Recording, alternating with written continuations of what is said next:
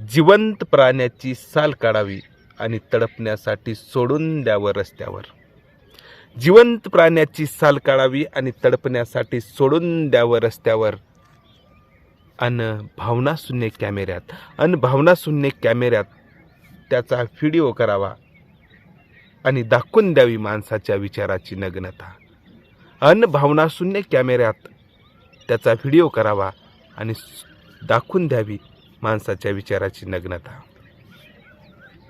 मित्रांनो नमस्कार, मी पांडुरंग वागतकर. आज थोडी वेगळ्या वळणावरची कविता मी स्वतंत्र भारतात स्त्रियावर होणाऱ्या अत्याचार अन्याय याबद्दलची कविता सादर करतोय. ऐकूया कविता.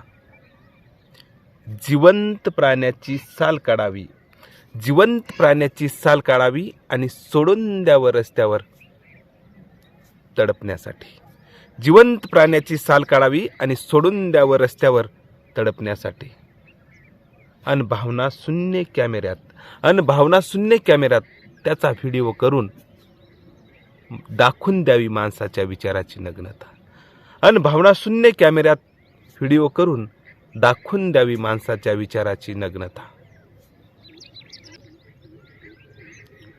लोकशाही भोगणाऱ्या भोग्याने तोंड शिवून गप्प बसावं. लोकशाही भोगणाऱ्या भोग्याने तोंड शिवून गप्प बसावं.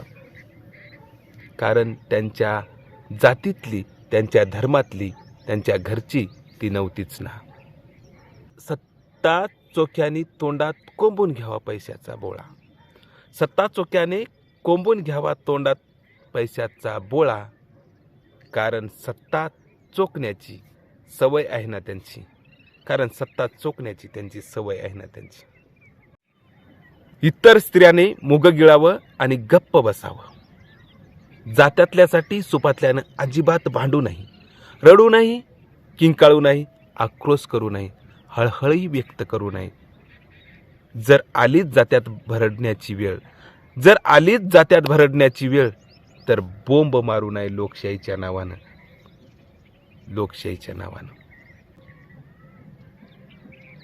लालसे पोटी बोटाला लावून घ्यावी शाई. भोगू द्यावं, लुटू द्यावं, माजू द्यावं, अत्याचार होऊ द्यावेत, संसार उद्ध्वस्त होऊ द्यावेत 56 इंच छाती असताना. टिचभर पोटासाठी पाठ चिटकून घ्यावी बिछाण्यावरती. चुरू द्यावं, चिंबू द्यावं, भोगू द्यावं टंग्यांना, ओरबडू द्यावं शरीर झाडपाला ओरबडल्यासारखं. शेतकऱ्याला लुटावं, आश्वासनाचा गुळ त्याच्या कोपराला लावावा. उद्योगपतींनी दलालाची झोळी भरावी. शेतकऱ्याला मोताल करून टाकावं भाकरीच्या तुकड्यासाठी. जिवंत प्राण्याची साल काढावी आणि तडपण्यासाठी सोडून द्यावं रस्त्यावर. जिवंत प्राण्याची साल काढावी आणि तडपण्यासाठी सोडून द्यावं रस्त्यावर. भावनाशून्य कॅमेऱ्यात त्याचा व्हिडिओ करावा आणि दाखवून द्यावी माणसाच्या विचाराची नग्नता. भावनाशून्य कॅमेऱ्यात त्याचा व्हिडिओ करावा आणि दाखवून द्यावी माणसाच्या विचाराची नग्नता.